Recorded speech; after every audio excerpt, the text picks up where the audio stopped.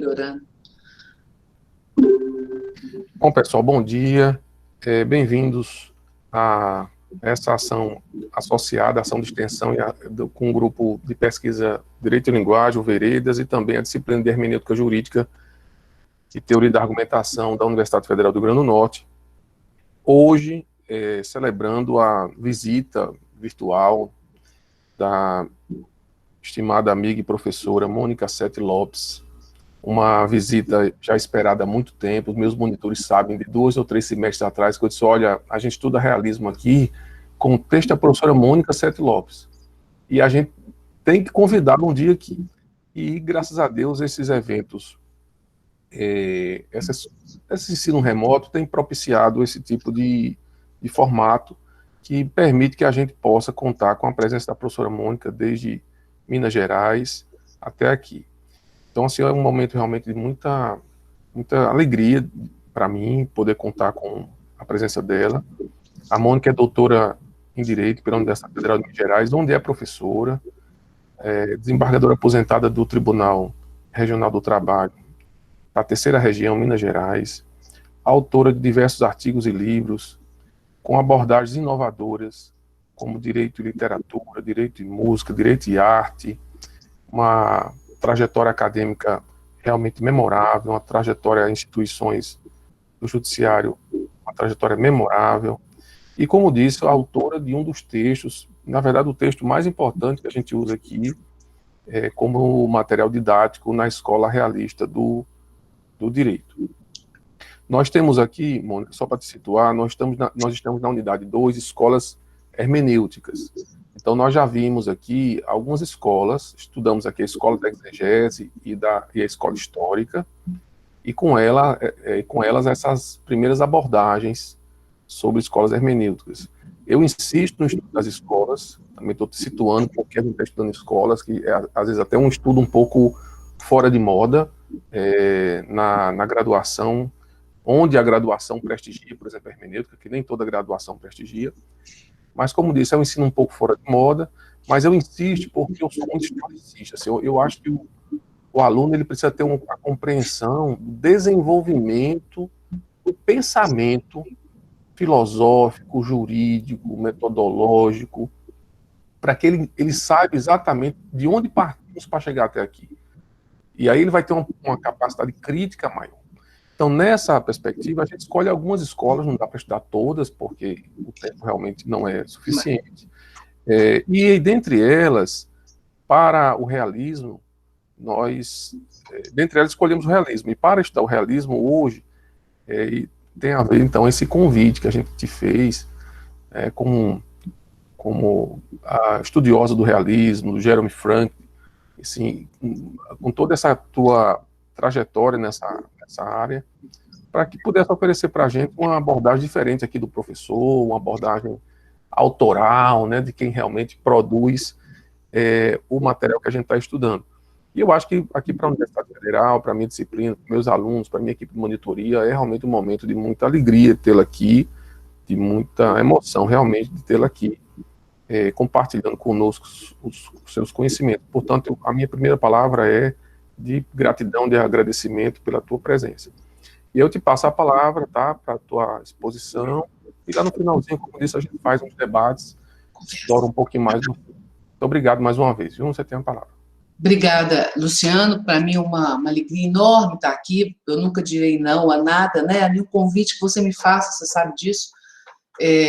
Não sei se os alunos sabem, mas minha amizade com o Luciano, com o professor Luciano, vem do tempo em que ele foi presidente da ANAMATRA, e foi uma amizade que começou e que continuou por muito tempo por carta. Nós temos uma amizade epistolar, o que para mim, assim, pessoalmente, é uma coisa de uma grandeza, de uma beleza, né? Ele e toda a família, Daniel, todo mundo, quer dizer, para mim é uma alegria enorme tê-lo como amigo. Então, é uma coisa maior ainda, e muito mais importante do que estar aqui para falar sobre o realismo. Para mim é uma coisa que vem de muito dentro. E foi uma experiência, assim, tão interessante, porque realmente eu gosto do realismo, gosto dos realismos, dos dois, ainda que tenha mais afinidade, eu vou falar um pouquinho disso com o realismo americano, por uma razão muito simples, porque os autores, os dois principais autores, eu vou trazê-los um pouquinho aqui, o Llewellyn e o Frank, eles tratam muito da posição do juiz, e como isso marcou muito.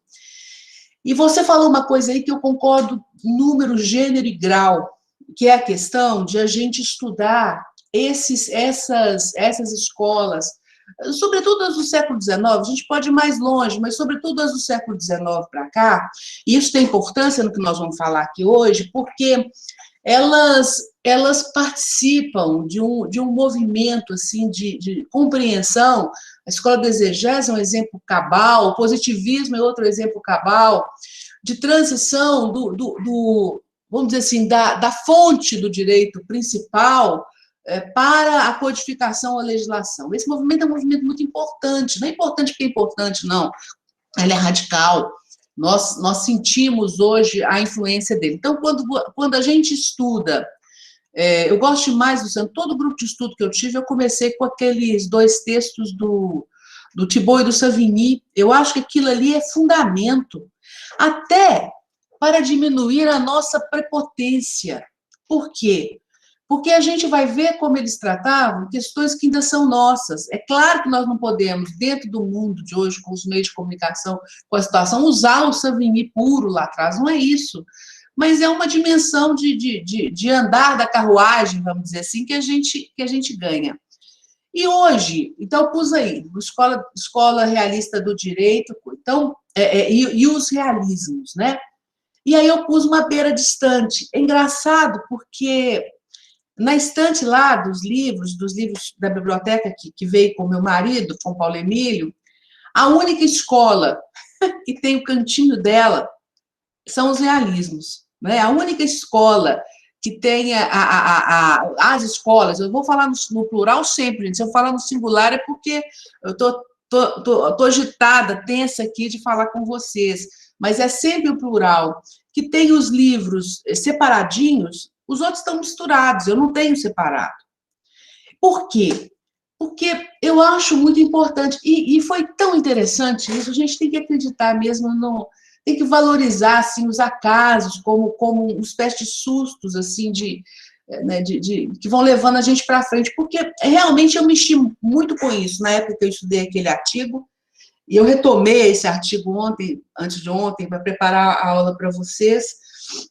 Eu falei, nossa, mãe, eu olhei muita coisa, vi uns errinhos lá de escrita, mas enfim, aquilo que você falou, meio bobagem. Mas eu estudei muito para preparar aquele artigo e depois continuei usando muito algumas coisas. Um texto do Alf Ross, que eu trouxe para vocês aqui, e sobretudo o Jerome Frank. Eu reparei que quando eu escrevi aquele artigo, ainda não dava para consultar muita coisa na internet, no princípio dos anos 2000, e que eu tinha pouco material do Jerome Frank naquela época, apesar de gostar muito dele, e vou contar isso para vocês no curso do caminho. Fernanda, muito obrigada, pode passar. Então, aí vem as premissas. Primeiro, isso eu acho que como vocês estudam as escolas, vocês têm essa convicção já, vocês já começam a aprender isso. A impossibilidade, é uma impossibilidade falar sobre os realismos todos em 50 minutos. Isso é uma impossibilidade. Como é uma impossibilidade falar sobre qualquer escola? Vocês lendo o texto, vocês percebem como é muito mais do que aquilo que está ali. Eu costumo dizer isso do Montesquieu, pobre coitado, só falam dele da divisão dos poderes. Vocês já olharam pelo menos o índice do espírito das leis para ver como é que aquilo ali é complexo, é complicado, é intrincado, né? Então, não tem como resumir pensamento de ninguém. Quando as pessoas falam assim, o positivismo jurídico, eu vou falar um pouquinho dele hoje, está falando de nada, literalmente nada, porque você não tem como consignar o pensamento com tantas vertentes, com tantos autores, numa única fala, assim. Então, tenham muita atenção para isso, sabe? Em relação, por exemplo, aos realistas, sobretudo aos realistas americanos, a gente que quando... Eu falo assim, eu gosto muito dos realistas. Aí a pessoa fala, Então, quer dizer que você acredita que aquilo que a pessoa comeu no café da manhã vai influenciar o julgamento dela? Mas não é isso que eles falam. Do ponto de vista assim, de uma hermenêutica mesmo, eles estão descrevendo algo que pode acontecer. Se o juiz está ouvindo testemunha e ele tem um parente doente em casa, ele pode ficar mais distraído, ou ele pode ficar mais atento, ou ele pode ficar mais tenso. É claro que não há como conter isso no limite da vida, mas não é uma coisa tão simples e mecânica como parece. E não é isso que eles fazem. Eles chamam atenção para riscos do processo, que são riscos efetivos. Que a hermenêutica jurídica, que a hermenêutica tradicional clássica, ela resolve de outras maneiras, quando fala de prejuízos, quando fala de horizontes, não é? Mas o trabalho deles é muito mais minucioso e muito mais interessante. Eu vou tentar despertar vocês para isso hoje. Não vou dizer nem que eu vou mostrar. Então, esse é meu desejo, criar curiosidade em você, para que vocês visitem esses autores, né? Essas correntes de pensamento. E demonstrar como é difícil essa síntese. Eu tenho que deixar isso muito claro para vocês. O artigo, ele, por mais que realmente tenha visitado muita gente, ele é um modo também de chamar a curiosidade de vocês. A única certeza que eu tenho, e aí estou falando, é da importância disso. Eu acho que estudar o realismo é muito interessante, sobretudo para talvez desmanchar uma visão que vocês têm e que acho que é importante também, esse processo de desmanche é importante também para o Luciano, pelo que ele falou. Quando a gente fala do pensamento jurídico europeu, né? Claro, estou falando aqui do europeu, na passagem do século XIX para o século XX, o que a gente imagina? Vocês vão falar positivismo, positivismo, positivismo. No entanto, havia várias outras correntes de pensamento muito importantes acontecendo ali. E o próprio positivismo não é um, são vários. Muitas vezes eu já testei, me dá o nome de um autor positivista. O menino vem com Kelsen. E ele não fala de nada da teoria geral do direito, por exemplo, dos vários autores que expandiram ali, que vem do conceitualismo jurídico, que é uma escola de pensamento que nasce a partir da escola histórica. E atenção, quando eu estou falando esse encadeamento, assim, ele não é aritmético, né? Cada um vai tomar um ponto. Então, eu pus aí, ó, esses realismos, ambos, o realismo americano, ele chega um pouco mais adiante os autores mais importantes de que eu vou falar hoje, de minha escolha, eles chegam mais adiante no tempo. Mas eles se avizinham dos positivismos, do movimento do direito livre, que também é muito importante para o pensamento hermenêutico, porque também põe o juiz na cena, que estava fora da cena com a exegese, com o conceitualismo e tal. A jurisprudência dos interesses e a jurisprudência sociológica. Né? E a própria sociologia do direito, que é muito referida no movimento do direito livre, mas que está ali também no princípio do final do século XIX, princípio do século XX, com eles, para dar um nome só, né? Para dar um nome só, podemos usar. E a importância de falar disso num curso de hermenêutica. Por quê? Porque os realistas escandinavos, eles não afundam muito na exemplaridade, assim, eles não são de contar muita história. Inclusive, no meu artigo, ontem eu fiquei lendo e falei, gente, eu contei história demais, eu inventei umas coisas que eles... Atualizei assim, o pensamento deles de uma forma que talvez não devesse. Não é que eu esteja arrependida disso, eu acho que o papel de quem lê, de quem escreve alguma coisa, é essa atualização mesmo, está dentro do esquema. Mas eles não dão muito exemplo. Mas eles constroem uma teoria com a qual nós podemos entender o mundo. Apesar de estarem lá no princípio do século XX. Acontece isso com vários bons teóricos que escreveram pequenos textos que ajudam a gente.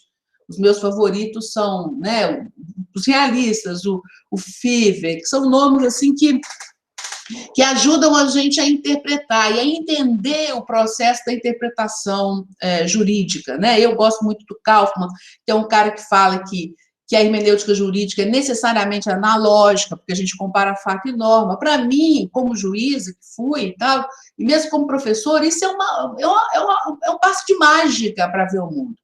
Então, sabe, Luciana, eu vou defender tese de titular no dia 4 de agosto agora, proximamente. Estou muito tensa com isso também, porque, bem ou mal, uma exposição, é claro, o trabalho está pronto, eu não estou lendo, enfim.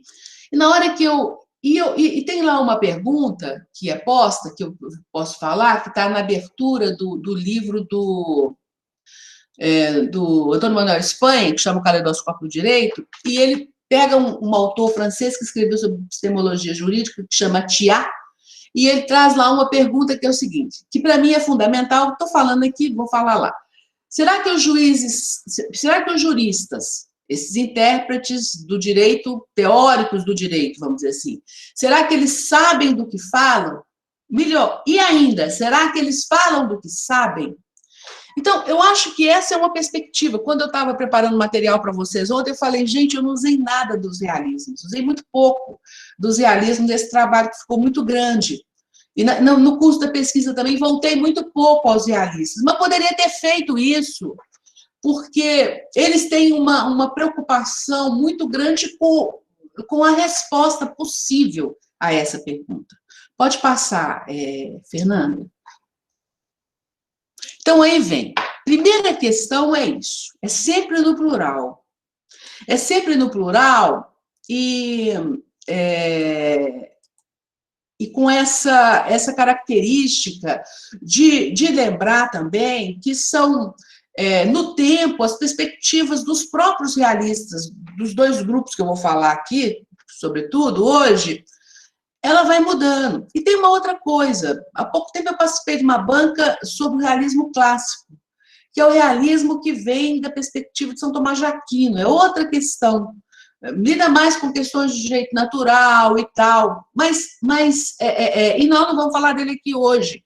Mas nós não vamos falar dele aqui hoje, não é porque ele seja pior, não é isso. É porque é uma outra vertente e não vai dar tempo. Mas ele existe também. Vocês têm que considerar isso. Então, sempre que a gente fala, da mesma forma como vai falar de positivismo, é pouco provável que haja um só. Não há. Então, o plural é adequado, né? Mesmo que vocês não falem no plural, vocês têm essa convicção de que quando nós vamos falar de um grupo, né, ainda no século XIX, século XX, onde essa divisão era possível, hoje eu não acho que ela seja mais possível, mas isso é outra história, nós temos que pensar do que é que nós estamos falando, de quais realismos, de quais autores, de onde, quando, como, por quê, para quê. Nós temos que fazer essas perguntas que são situadas. Não é que a gente precisa deixar o pensamento deles lá atrás, ao contrário, para trazê-lo, nós temos que ter uma boa noção dessa escolha. Em comum, principalmente o realismo escandinavo, nós vamos ter essa contraposição do dogmatismo cru das vertentes do século XIX. Vocês podem entendê-la como a escola da exegese, que vocês já estudaram, né? Que é uma quase ideologia em torno do código, e a gente tem que pensar se ela descrevia uma realidade ou se ela fazia uma teoria para tentar, né, impor a importância daquele código, é uma indagação, mas o fato é que ela se centrou no código e com o conceitualismo jurídico, que vem de uma Alemanha, né, um pouco posterior a Savigny, que vocês já estudaram, que ainda não era unificada, ou que estava se unificando, que não tinha um código, mas que precisava de alguma coisa, né, o Savigny venceu do conhecimento das suas instituições jurídicas.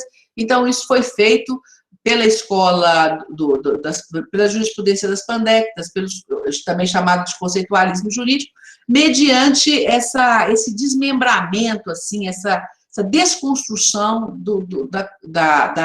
dos institutos jurídicos, dos conceitos jurídicos, né? E contra o que eles vão reagir. Por quê? Porque isso acabou ficando, ainda que seja utilíssimo para nosso estudo conceitual, de conceitualização ainda hoje, a gente não pode jogar esses estudos no lixo, mas eles passaram a ter uma preocupação material maior, e, sobretudo, uma preocupação com as palavras. Nós vamos ver. E no caso da reação, no caso americano, aí a posição do juiz, principalmente, ela entrou de uma forma muito clara. Eu diria até que não só do juiz, sabe? Eu vou falar isso com vocês agora, mas de todos aqueles agentes produtores de norma. Eu estou falando, é claro que como é o realismo escandinavo, americano, então eu não tenho a legislação com a força que ela vai assumir, por exemplo, nos países europeus, no caso do Brasil também, né, a partir daí, a legislação como nós a temos aqui, a codificação. Mas a produção de norma, ainda que seja a partir do caso, ela entra, sim, para eles com uma relevância muito grande por todos os agentes. Nós vamos falar disso aqui um pouquinho. E outra coisa que eu queria falar... Pode passar, porque eu vou falar lá na frente também. Então, aí, atenção, eu estou falando isso aqui toda hora, mas é o excesso da pedagogia, sabe? O realismo escandinavo e americano são coisas diferentes. Apesar de terem o mesmo nome, o realismo, e de terem uma preocupação com o direito, vou até usar uma expressão que é do escandinavo, com o direito como um fato, como um acontecimento, como uma coisa que não é apenas vivida em abstrato. Ambos têm essa preocupação, mas eles são coisas diferentes. Então, para o resumo analógico, eu poderia dizer o seguinte, que ainda que haja essa distinção dos sistemas que eu falei há pouco, né? No caso do realismo escandinavo, nós temos a questão da codificação. Eu sei que eu estou repetindo, mas vocês não podem entender, por exemplo, o trabalho do Kelsen sem pensar que ele está vivendo um momento que é equivalente, até mais próximo, né? Se a gente pensar nos grandes nomes da escola de exegese, eles estão um pouquinho mais afastados do código de Napoleão, mas ele está vivendo muito próximo de um momento que é um momento de construção de um código no espaço ali, né, germânico, vamos dizer assim, né?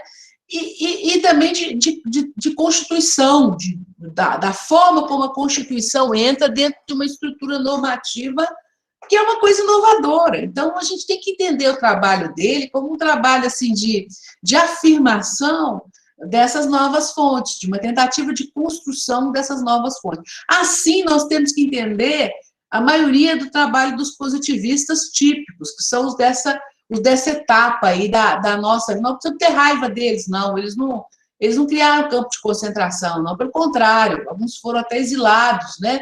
Mas eles estavam fazendo um trabalho que tinha a ver com aquele momento histórico deles. Então, a Common Law, no caso do realismo americano. Pode passar, Fernanda. Bom, então aí primeiro a gente vai falar do realismo escandinavo. As origens dele estão nas primeiras décadas do século XX com Hegström. Então, contra o que eles vão reagir? Contra o justnaturalismo, contra a metafísica e contra o positivismo. Como é que eles vão... Por que eles vão reagir? Eles vão procurar é muito importante para todos eles uma certa concepção da palavra. Isso é característico do realismo escandinavo, que tem vamos dizer, tem um aspecto crítico maior do que aquilo que o positivismo traz. Vocês vão encontrar, não sei se eu pus isso aí, mas se eu pus, vamos lá. Aqui, ó, eu pus isso aqui, ó. Então, falei da influência da codificação, mas esse segundo tópico aqui. Se vocês abrirem os autores positivismo, pode ser até o Kelsen, não tem problema, vocês podem abrir o Kelsen, mas se vocês procurarem outros autores positivismo, especialmente os da Allgemeine Rechtslehre, vocês vão encontrar autores que vão falar só sobre direito subjetivo, só exclusivamente sobre direito subjetivo. É como se houvesse ali um impulso, uma necessidade naquele momento de dissecar, pessoa jurídica, são instrumentos do direito, são ferramentas do direito que vão aparecer naquela hora. Então, vários autores daquela época vão cuidar exclusivamente disso. Então, essas expressões, que são as expressões típicas do estudo dos positivistas, a maioria deles vai estudar, vamos falar, a Franz Ludwig faz, o Kelsen vai fazer, cada um a seu modo, alguns vão dizer até que isso não existe, mas todos eles vão estudar. Validade, norma, direito subjetivo, dever, sanção, vocês vão encontrar isso lá na teoria pura do direito, vocês vão encontrar isso lá na estática jurídica. O que o Kelsen faz na estática jurídica é estudar essas expressões, com as características de pensamento dele, mas ele não está sozinho.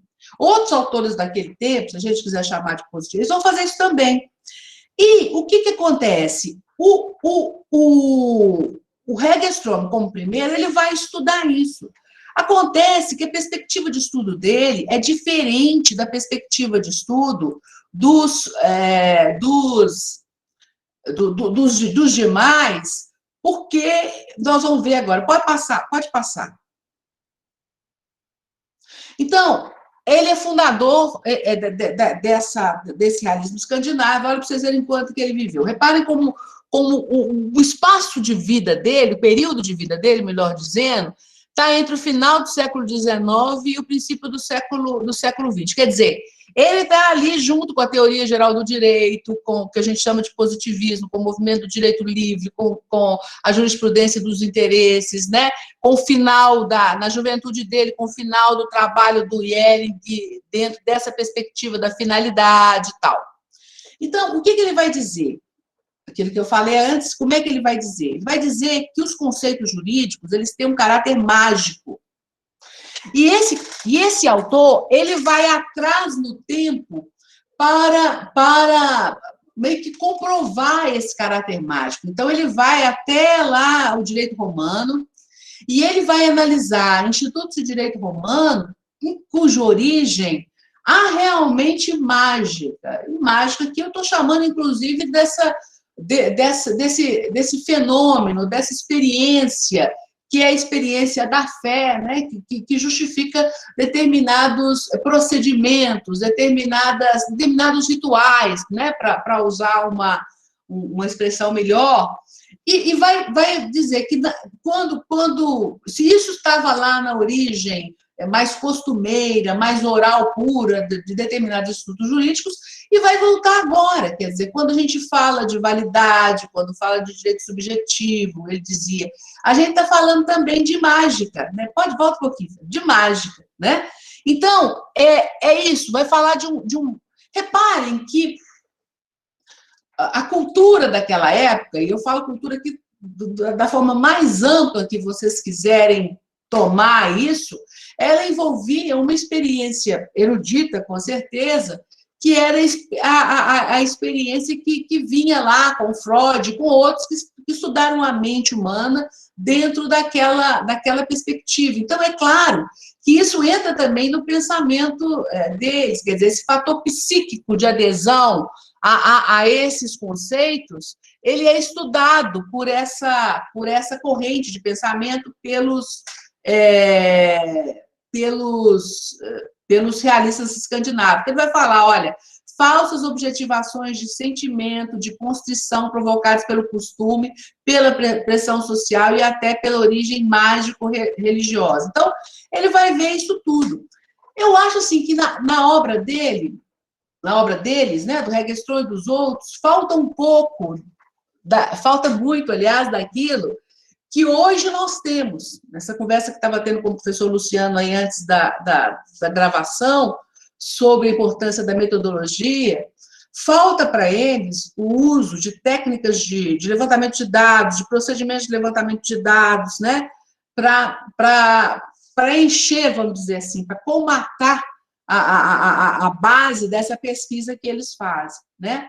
Então, se é assim, né, como é que nós vamos pensar o cumprimento da norma jurídica? Isso aí eu tirei esse resuminho, eu tirei uma parte dele, desse texto que vocês leram, né? Então, ele fala, a ausência, a vontade do Estado é fantasmagórica. Outro dia, uma pessoa que trabalha aqui em casa, ela vacinou, e ela estava falando sobre vacina, então ela falou assim, professora, Mônica, podiam obrigar as pessoas a vacinar. Eu falo, pois é, mas tudo bem.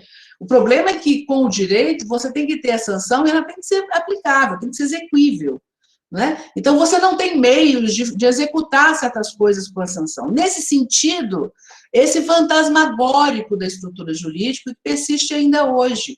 Você precisa dessas palavras mágicas que as pessoas adiram a ela, mas isso não acontece, né? Então, o direito aplicado pelo juiz não se identifica com a vontade do legislador histórico. Essa questão era muito mais importante naquela época, talvez, do que hoje, por causa do caráter recente da legislação como fonte do direito, mas é uma expressão de sua própria vontade, da vontade do juiz. Não há um procedimento tipo lógico-silogístico. É outra questão muito que hoje talvez para nós não tenha muito sentido, né? Perder um pouco essa referência, ainda que ele volte sempre que a questão da segurança jurídica é falada genericamente. Eu estou acabando de escrever um trabalho com um aluno sobre a lei da liberdade econômica, mas não sobre o processo legislativo, não sobre a aplicação dela. Estou analisando exatamente essa questão das palavras. Isso é um tema de hermenêutica. Leiam, se vocês estiverem à toa lá vendo série, abram a lei de liberdade econômica e vejam o quanto de conteúdo aberto ela tem. Então, ela é toda principiológica, programática. E eu acho muito perigoso a gente oferecer segurança jurídica ou fazer marketing de segurança jurídica com o texto normativo que é tão aberto. O errado não é o texto ser aberto, ele pode ser aberto para o intérprete, porque isso faz parte da composição da lei, até porque não teria como prever todas as situações fechadamente. Então, o raciocínio lógico, silogístico, ele é muito complicado, porque na maior parte das regras você tem esse conteúdo aberto. Então, isso não existe. Se você fomenta isso como um caminho certo, você corre o risco do erro. Isso faz parte da análise das palavras, né?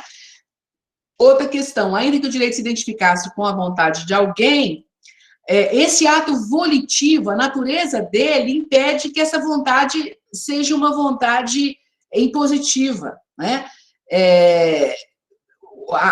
Essa passagem que eles falam, né? A Castiglione está falando do processo de uma vontade geral para uma vontade individual. Ela se refere, sobretudo, à sentença.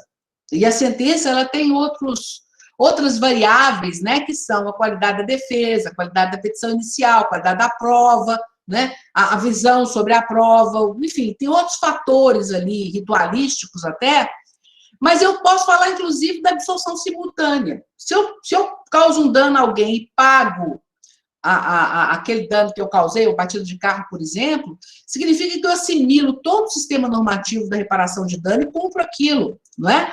Mas essa vontade da lei, ela fica ali. Quando o ato da assimilação espontânea da vontade da lei, do cumprimento daquilo que a lei exige de mim, então esse aí é um outro momento de aplicação, né, de passagem, que nós temos que estudar. Eles talvez tenham dado para nós uma direção de estudo, mas nós continuamos precisando de pesquisar nisso, né? E crítica a esse caráter metafísico das próprias noções conceituais. Pode passar, eu vou falar até de uma outra questão. O Lundstedt, ele era dos quatro metafísicos, dos quatro realistas, o mais radical, ele era o mais, não vou falar violento, porque eu estou fazendo juízo sobre alguém que eu sequer conheci, né? Mas o que vai acontecer com ele? De novo, a negação da metafísica, a negação do positivismo, no que ele tem de alimpamento. Vocês podem ver nessa reação ao positivismo também, está indo atrás na história, uma reação ao conceitualismo jurídico, né, lá com Wittscheid, com Primeirieri, que também dissecava os conceitos, limpava muitos conceitos. E há uma ideia no Lundstedt, como há em outros, inclusive em outros positivistas, que é muito interessante. Nessa fase, em geral, no pensamento, você tem uma reação à metafísica, quer dizer, de pendurar o direito numa ideia de justiça em abstrato, de racionalidade e tal, essa parte muito abstrata. Mas é claro que ele sentiu a necessidade de fazer uma outra assimilação que fosse para eles mais condizente com o espírito do tempo. Então, aí vem a ideia de utilidade social no Lundstedt, para explicar determinados institutos jurídicos. Ele não está sozinho nesse movimento, né? Eu pus o exemplo aqui do Guy, e isso está no texto também, que não é um realista no sentido típico, não estou dizendo que ele pertence a essa escola, mas é também alguém que proclamou-se um realismo e que trouxe, né?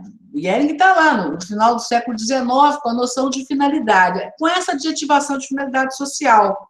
Por mais que se rejeite a ideia de finalidade social, ela é uma criação do final do século XIX, inclusive dos positivistas. Se vocês forem estudar, vocês vão ver que alguns deles põem lá. E dos realistas também. Por quê? Porque era uma demanda do tempo, era uma questão importante. Não é por acaso que a regulação do direito do trabalho surge nessa época. Não foi um desejo assim, assombrado das pessoas, era uma necessidade, era uma demanda do tempo, né?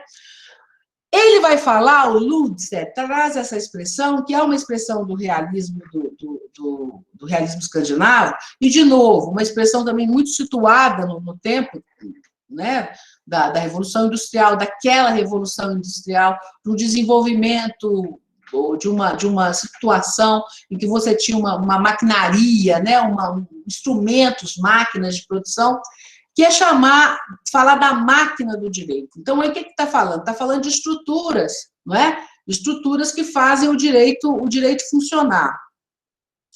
E essa questão da palavra, aí vem essa expressão que eu acho que vai ser desenvolvida por outros também, que sucedem o Lundstedt e o Hegström, que é a ideia de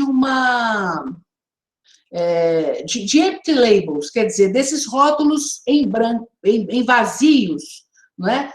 Naquilo que se pode transformar os conceitos jurídicos, as palavras. Ô, gente, uma coisa que me preocupa muito, e que ontem eu fui lendo isso e fui vendo, falei, olha isso aqui, né? Quer dizer, eles não viram isso, porque não viram isso, mas enfim, porque estava em outra época. Mas quando a gente pega a escrita do direito, aí tem a ver de novo com a hermenêutica, muito proximamente, quando a gente pega a escrita do direito, nós vamos ver na escrita forense, assim, uma tentativa sempre muito grande de produção de texto sem repetição, mas acontece o seguinte, que as pessoas acabam usando uma sinonímia muito grande para tratar dos institutos jurídicos típicos, o que produz empty labels, ou palavras ocas, do ponto de vista do conhecimento, de forma ainda mais violenta. O que eu estou me referindo? Vou dar um exemplo cabal para vocês. Qual que é o sentido, do ponto de vista do conhecimento do direito? Isso eu falo sempre, tá? Vocês vão me ver falando, velhinha, 90 anos, eu vou estar falando nesse mesmo exemplo. Qual que é o sentido que pode haver de você pegar um instituto jurídico de tantas repercussões, que deve ser conhecido por todos, que é o mandado de segurança, com toda uma face de regulação, que todo mundo devia conhecer de ouvido, né? E você, na petição, chamar o mandado de segurança de remédio heróico. Qual que é o sentido que pode haver nisso?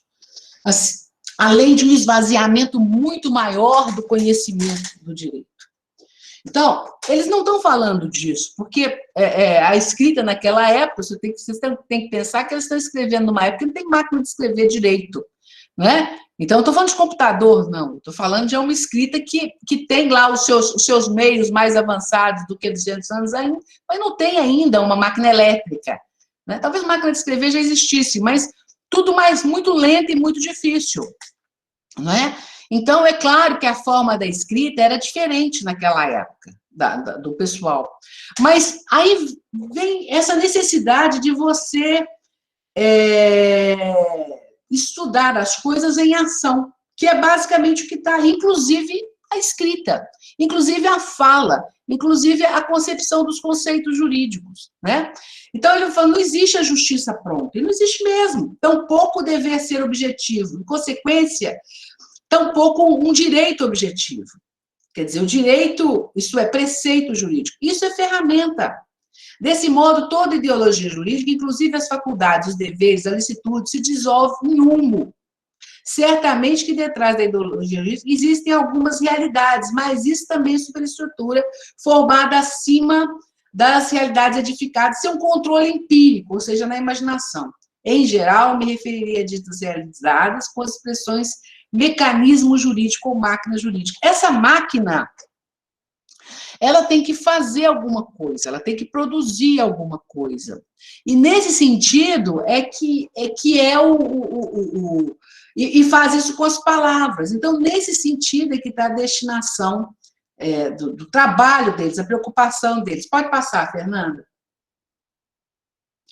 O outro é o Olivier Kronemann. De novo, nós vamos ter o direito como máquina. É engraçado porque... E as palavras como ferramentas, né? Ele usa essas expressões. O que quer dizer isso? Ele não estava por fora daquilo que era o estudo da linguagem contemporânea dele. Nesse sentido, uma interdisciplinaridade muito cabal, muito efetiva. Num livro que se chama Legal Language and Reality, que é de 1960, não é um livro, é um artigo que foi escrito publicado num livro em homenagem ao Roscoe Pound, e é interessante isso, porque vocês veem que o Roscoe Pound é um dos nomes, de que eu não vou tratar hoje, mas é um dos últimos nomes dos realistas americanos, ou pelo menos é um dos estudiosos, daqueles que se integravam dentro da preocupação deles, né? Ele traz essa ideia dessas palavras que são performativas. A gente tem que ver no direito esse aspecto da performance, que é uma performance até que visa a uma pedagogia de conhecimento. Né? Esse exemplo que eu dei, se você, em vez de falar mandado de segurança, você fala remédio heróico, ou fala writ of mandamus, que é outra expressão que não faz o menor sentido, do ponto de vista da técnica mesmo, até do uso da máquina, né? Você tá dando para essa palavra performativa, expressão performativa que é mandado de segurança, uma dificuldade de integração, de compreensão que é imensa. E eu estou dando esse exemplo, mas nas petições a gente vê coisas assim absurdas. Então, ele está próximo da filosofia da linguagem. E ele fala das palavras ocas. Tem um capítulo nesse texto dele, que é o capítulo que eu gosto demais, aliás, esse texto eu gosto muito, em que ele fala... E é muito engraçado, eu fiquei pensando assim, se eu fosse escrever esse texto, eu teria dado um exemplo mais jurídico, vamos dizer assim. E isso diz algo sobre o que a possibilidade do trabalho dele ainda hoje para a gente. Ele fala assim, olha, a expressão, eu falei isso no texto, ontem eu revi isso, porque eu gosto dessa parte. A palavra dólar, por exemplo, ou real, o nosso nome ainda é real, né? Ainda tem essa coincidência com a ideia de realidade. Ela só faz sentido porque a gente sabe que essa palavra ela tem um sentido performático em relação ao sistema monetário. Assim também as palavras para o direito. Quando a gente fala da ideia de ficção, por exemplo, a gente tem que explorar esse caráter performático das ficções no direito. Se eu digo, por exemplo, que se eu falo, um exemplo outro fácil que eu dou também. Se eu falo hora noturna, né, hora noturna, uma expressão, o que vocês vão imaginar? Vocês podem imaginar que é a hora da festa, nos tempos normais, da balada e tal, que é de noite, a hora do sono, não. Mas se eu falo isso dentro do direito do trabalho, essa expressão ela tem um sentido, que é o tempo, a vida entre 22 às 5 horas, em que o relógio corre 7, mas no direito corre 8. Então, repara como isso é interessante de perceber, como é que é o sentido que é próprio dessa palavra. Né? Ela deixa de ser oca quando esse sentido dela é conhecido, ele é usado, ele é absorvido. Então, aí, essa ideia ela se configura, né, mais explicitamente. Né? Então, isso aí é só o direito, como essa massa de ideias em ação, ideias que estão expressas por uma linguagem que é própria do direito, que tem os seus termos técnicos, que têm que ser usados, mas eles têm que ser entendidos e usados como expressões técnicas muito cheia de detalhes, enfim, de história, de conteúdo, para ficar ali.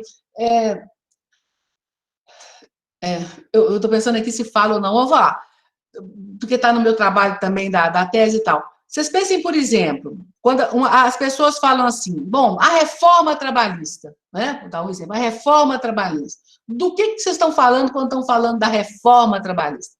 De muito pouco, considerando que ela veio com numa lei que modifica 100 artigos, tem lá um volume de dispositivos enorme, e tratando dos temas mais variados. Do ponto de vista da hermenêutica, da interpretação, né? Sinceramente, eu fico tensa quando eu ouço a crítica geral a tudo, e a isso especialmente. Por quê? Porque acaba que você vai fazer uma crítica muito oca, porque você só fala das palavras. Se você fala, por exemplo, prevalência do negociado sobre o legislado, eu sei que isso é um problema, mas enquanto eu falo prevalência do negociado sobre o legislado, prevalência do negociado, eu não estou falando nada. É oco. Eu tenho que dar sentido a isso a partir de um outro tipo de referência. Essa expressão negociado e legislado, nesse caso específico, ela tem que chamar o mundo de conhecimento, para não ficar só na máquina, parada, na máquina inativa. Né? Então, a gente pode fazer essa correlação, né? E analisando o processo legislativo, isso é um mundo, gente, isso é um mundo. Pode passar, Fernanda. Aí vem o Wolf Ross. E do Wolf Ross eu vou falar só de uma coisa. Eu não estou com ele aqui, mas eu vou mandar esse texto para vocês. E é claro que essa coisa não representa a obra do Wolf Ross, mas eu acho que ela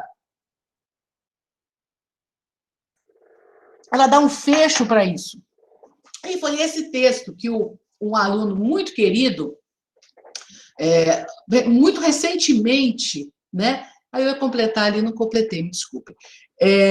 Muito recentemente, mas isso eu vou mandar para vocês, não tem importância não. Ele virou para mim e falou, mandou uma mensagem, olha, ele foi meu aluno, assim, o João foi meu aluno, deve ter seguramente uns 12 anos, que foi quando eu trabalhei com esse texto.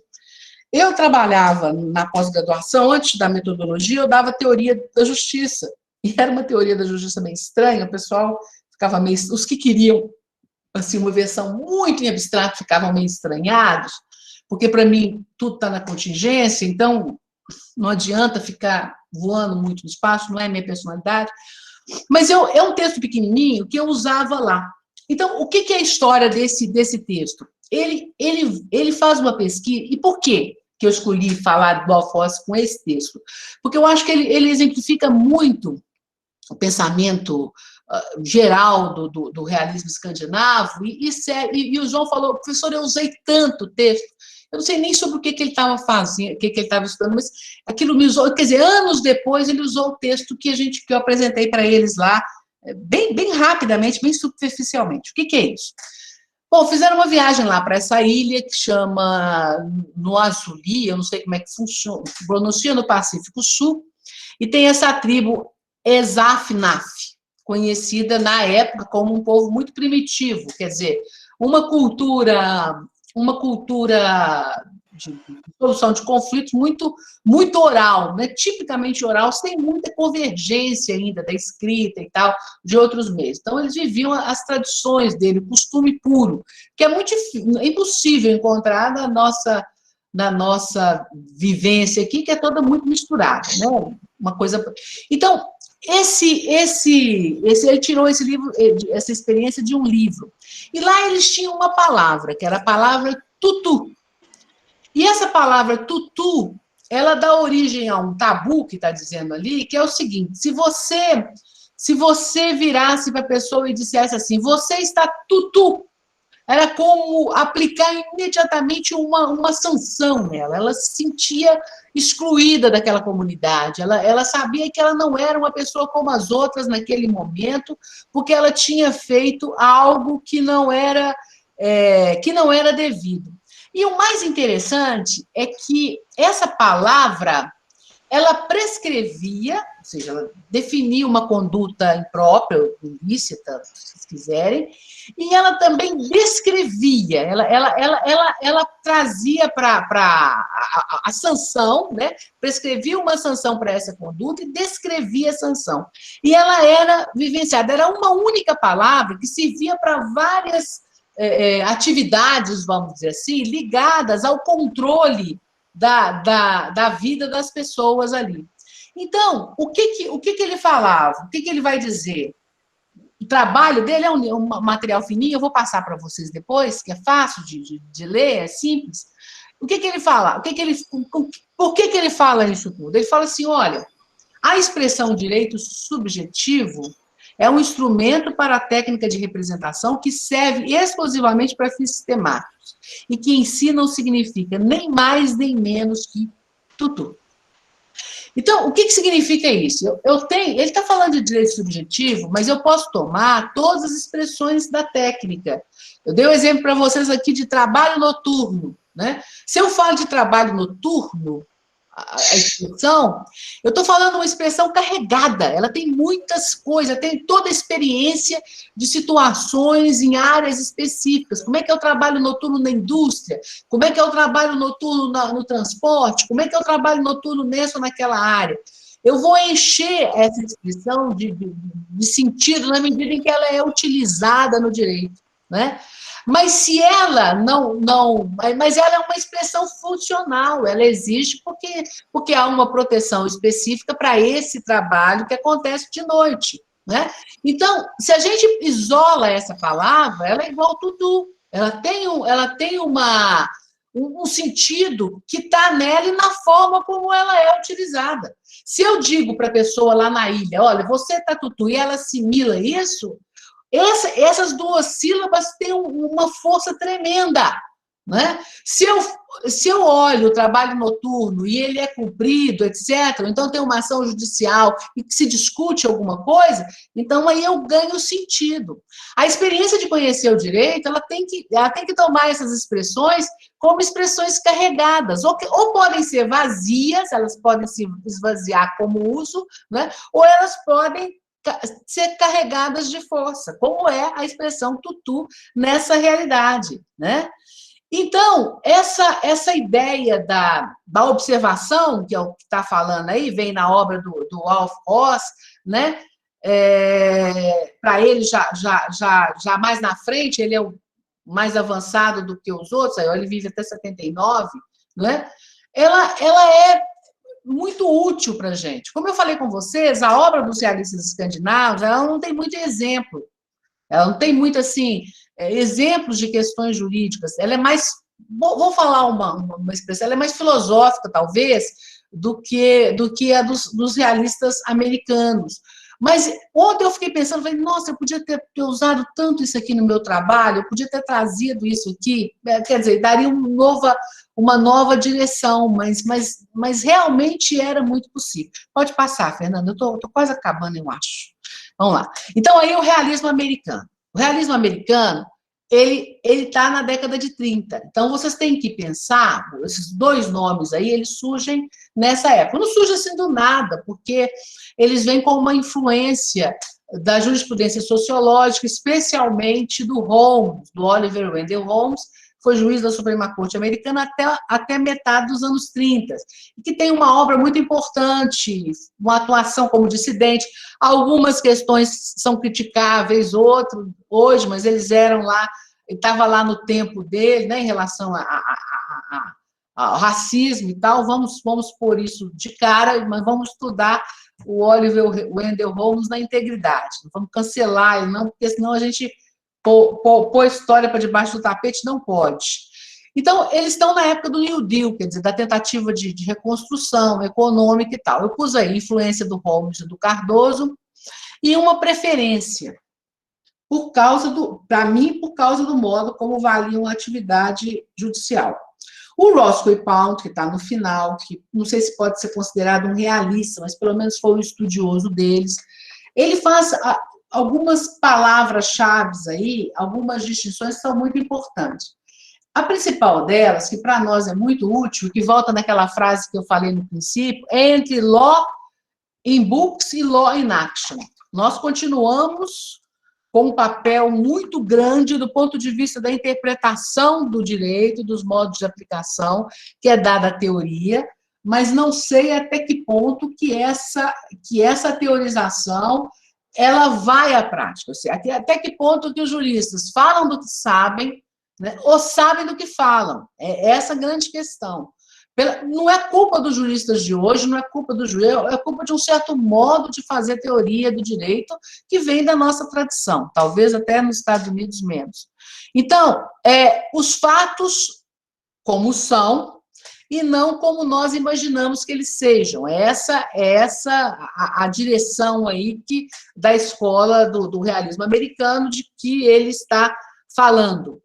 Outra afirmação que é muito interessante é essa aí da mutabilidade do direito. O direito muda, ele muda por várias razões. Eu não estou dizendo que ele deve mudar, eu estou fazendo uma descrição seca, sem nenhuma emoção. Ele muda porque as demandas mudam, as demandas sociais, o modo de entender, a cultura, isso muda. Então, o direito muda também. Muda, às vezes, devagar. Muda primeiro pela ação judicial, porque é sempre mais fácil entrar com uma ação judicial do que mudar uma lei. Então, muda, vai sinalizando e vai mudando. É presente contínuo mesmo. E muda também porque os casos são imprevisíveis. Não tem como você prever o tipo de ação que vai entrar. Às vezes até da mera aplicação do dispositivo como hora extra, que prevê hora extra. É uma coisa simples, mas a interpretação desse dispositivo numa situação concreta, ela vai mudar por força disso. Algumas ideias. Importância da empíria, importância do fato. A outra ideia que está nos dois realistas, a ideia do hunt. O que é o hunt? Alguém pode imaginar que o hunt seja como se fosse assim, uma adivinhação, ou uma intuição, uma coisa mágica. Não é isso. O hunt é algo que está no seu... Aqui tinha uma empresa de retificação que chamava Amortecedores, de amortecedores. E a propaganda dela era assim, acho que acabou, não estou fazendo propaganda não. A experiência que ele daria amortecedores. O que eu estou querendo dizer com isso? O hunt, essa intuição, no caso de alguém que trabalha com direito, ou que estuda muito direito, ela decorre da experiência dele de fazer aquilo. Você, quando juiz, você vai olhando e fala, tem um trem errado aqui. Aí você deixa o processo lá, na hora que você volta, você vê, tem mesmo. Comigo acontecia isso sempre, muito comumente. Porque você acostuma ver aquele tipo de tema tratado. Então, isso é o hunt. É uma coisa que vem do seu conhecimento, do seu amadurecimento na lidar com aquilo. O Holmes, ele vai ter uma coisa muito interessante, que é a vontade de ver o direito na perspectiva do bad guy. O que é o bad guy? É aquele que não cumpre a lei. É aquele que vai ser destinatário da sanção.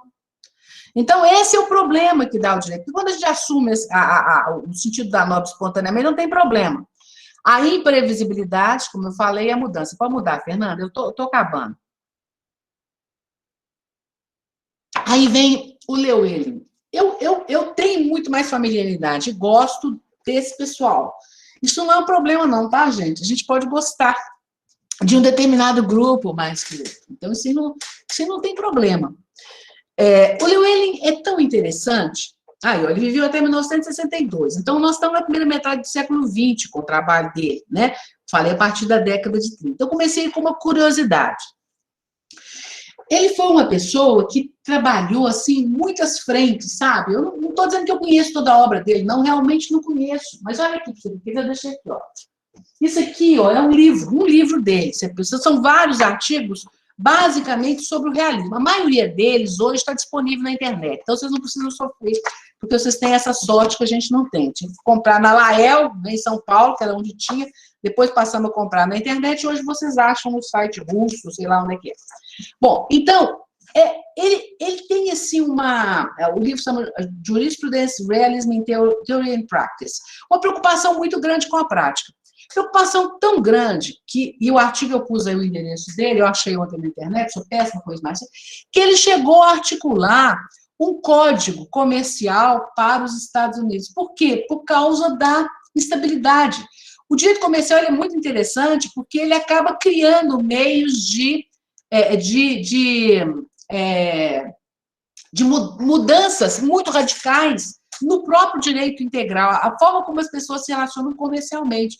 Foi assim no Renascimento, estou generalizando, com os riscos que vocês sabem, mas foi assim no Renascimento, e hoje com a internet nós vamos ver daqui a uns 50 anos, né, como é que esse momento que nós estamos vivendo hoje, esses últimos 15 anos, eles vão modificar as concepções jurídicas, o direito. Então, ele era uma pessoa tão assim antenada, tão participante de tudo, que ele, até um código comercial, ele trabalhou na comissão dele. Eu vou mandar para vocês, se vocês não têm ainda, mas eu vou mandar, esse livrinho que chama Bramble Bush. É um texto pequeno que eu também sempre usei em sala de aula. Tem até um pouquinho dele mais adiante. É um texto feito para estudantes. Eu não vou falar dele não, que eu vou falar. Que eu vou falar daqui a pouco. O outro, eu estou correndo lá em casa, e a primeira versão desse livro que eu comprei, aí foi na Lael, tá vendo? Antigamente a gente ia a São Paulo comprar livro. Em francês, depois é que eu tenho também em inglês, mas depois que eu fui comprar. Esse aqui é um livrinho que chama A Via Cheyenne. Quer dizer, o que acontece? É uma etnografia. Esse cara se juntou com Hubble, que é um antropólogo, e fez antropologia jurídica em 1935, 36. O livro, gente, é uma coisa assim tão interessante. Ele tem 50, eu pus aí, 53 casos em que ele analisa o direito costumeiro oral e o direito escrito estatal, mas não é uma comparação assim literal, não. Ele mais dá a conhecer a especificidade desse direito puramente costumeiro e oral, como era dos indígenas. E eu estava vendo ontem, me parando na aula de vocês, um artigo dele aqui, em que ele francamente reclama da forma como os brancos tratam o direito indígena. Quer dizer, essa experiência de antropologia jurídica, a primeira delas, ela é citada, inclusive, em outros livros de antropologia, não apenas de antropologia jurídica, como uma experiência interessante, deu origem a esse livro, que foi publicado em 1941. Então, quando a gente fala do realismo com o Llewellyn, nós estamos falando de uma vocação realista que percorreu áreas muito, muito variadas. Pode mudar, Fernando? E esse material aí é do Bramble Bush, que eu vou mandar para vocês. Vou resumir, porque depois eu vou mandar, vocês podem ler com calma. Uma das coisas mais interessantes do Bramble Bush é que ele começa o livro, o texto é uma segunda edição, e ele fala o seguinte: há uma coisa que provocou uma reação nas pessoas, assim, uma reação absurda. E essa é a grande confusão, aliás, que eu acho que há com o realismo americano. Por quê? Por causa dessa frase primeira aí, ó, que está aí. Este fazer alguma coisa sobre os conflitos e fazê-lo com razoabilidade é tarefa do direito. E as pessoas que têm a seu cargo, sejam juízes, ou delegados, ou serventuários, ou carcereiros, têm no direito de seu ofício. O que eles fazem em relação ao conflito é, para mim, o que o direito é em si. Qual foi a crítica? A crítica que fizeram a ele foi que ele estava falando que o direito era aquilo que os serventuários faziam, que os servidores públicos faziam. E ele fala isso e continua mantendo a frase. E está coberto de razão. Gente, na Constituição brasileira, pela emenda 45, nós temos... O Luciano vai saber exatamente o que eu estou falando, e aí é uma questão de hermenêutica também, de processo de aplicação, porque no caso da hermenêutica jurídica, a interpretação entra junto com a aplicação. Nós estamos falando de processo judicial, que é um lugar típico da aplicação. Tem um dispositivo que fala que os serventuários podem dar despacho meramente ordinatório. Bom, desde que eu comecei a ser juiz, em 1989, os servidores da Justiça do Trabalho dão os despachos meramente ordinatórios, preparam rascunhos dos despachos de mais mas de que são decisão, das decisões interlocutórias, dependendo delas, discutiam comigo as decisões difíceis. E com isso, a minha secretaria funcionava maravilhosamente com servidores maravilhosos. Se você tem... Outro dia eu estava no lugar e a pessoa estava falando assim, os processos na Justiça Estadual Mineira não estão andando, e agora que eles estão no PJE, que eles estão na nuvem, eles estão absolutamente invisíveis. Então, o juiz antigamente ainda via o volume de processo, hoje não vê. Se ele não tiver uma secretaria que organize esses processos, que faça com que esses processos vão aparecendo para ele, ele não tem como trabalhar as caixinhas lá do PJE e tal. Bom, eu estou falando isso muito rapidamente, porque eu estou falando demais, mas, e atualizando o pensamento dele, mas ele explica nesse livro a crítica que ele sofreu por causa dessa frase. E essa frase é absolutamente correta do ponto de vista do conhecimento do direito e da pesquisa. Tanto que essa coisa simples, eu ia falar bobagem, mas bobagem não é porque é muito importante, mas uma coisa simples e banal, que é o trato dos despachos meramente ordinatórios, vista a parte contrária para contra-razoável, tá? Ele pode ser feito pelo serventuário, e faz, e é muito mais rápido. Isso tem que ser objeto de estudo, não é uma coisa desprezível, desprezável, não é uma coisa menor. Esse texto, ele foi escrito para ensinar direito a gente que estava entrando na faculdade. E ele dizia isso e estava certíssimo, isso ele disse em 1920. Então, eu sou, assim, eu acho, pode passar, Fernanda, eu acho esse texto dele, assim, de uma relevância... Como é que você constrói segurança no direito se você não afunda nessas questões, que são as questões próprias da prática do direito, né? O processo pode ser o que ele está falando, um pão com manteiga, quer dizer, aquela coisa mais simples, mas se eu afundo nos processos de interpretação e aplicação a situações concretas, da vivência processual pura até, eu vou ter questões, assim, e coisas e problemas para tratar que são imensos. Ele não fugia disso, pode passar, ele não fugia disso, né? Então, aí ele fala, por exemplo, que a partir da experiência dele, que os estatutos existem para acabar com as mudanças, né? E que nós não podemos ler o estatuto como um caso, está falando da realidade dele, né? E o case law prevê a partir do passado, e o estatuto procura vincular o futuro. Um autor que eu adoro fala disso muito, mas dentro de uma face muito problemática, que é o François Hoste. Só tem que isso aqui não é dado. É sempre uma construção hermenêutica. É uma construção que parte de costumes que existem também, de interpretação disso. Então, quando ele está, nesse tal de... O que ele está querendo anunciar para os alunos? Pode mudar, Fernanda. O que ele está querendo anunciar para os alunos? Ele está querendo anunciar para os alunos como é que os conflitos jurídicos acontecem. Aí ele faz uma piadinha, pode não ser uma piadinha politicamente correta, mas muitas há nesse sentido. Os advogados, é um poeminha, me diga, por que o cavalo do carro funerário anda furtivamente quando arrasta os ossos de um advogado? E aí, a partir dessa frase, os advogados conhecem bem demais os pensamentos do morto. Por quê? Porque você impugna testamento, não é? Você se volta ao passado na impugnação de documentos, toda a recriação da atividade judicial, ela é a partir de algo que aconteceu no passado. Faça justiça com isso, né? Há um débito não pago que está no passado, é um morto do ponto de vista do passado, né? E você vai lá e ressuscita aquilo e traz de novo para discussão na justiça, ou uma câmara de arbitragem, ou para mediação, né? Se tudo correr bem, isso vai ser um acordo, né? Mas isso é mágico, esse ressuscitar o passado é uma arte própria do direito. Eu sou advogada, hoje não estou falando mal de advogado, pelo contrário, acho que advogado é uma atividade, essa advocacia é uma atividade excepcional na construção dos direitos, né? Mas nós temos que estudá-la, estudar tudo dela, né? Conhecer como é isso, nós não temos que achar que isso é uma coisa que está dada, né? O processo de interpretação para aplicação, ele tem que ser conhecido, pode passar. Aí vem o Jerome Frank. Jerome Frank eu pusei um louco, né? As pessoas falam, esse cara é um doido, ele é um louco. Ele achava que o Poder Judiciário representava um pai. É uma metáfora, gente. Metáfora pode. Está fazendo lá uma metáfora. De fato, você busca todas as soluções do juiz lá, vê o juiz como um super pai lá, que vai dizer para os filhos como eles devem se comportar. Então, é a análise dele do excesso, né? E nós temos que... E ele escreveu sobre direito e música em 1949.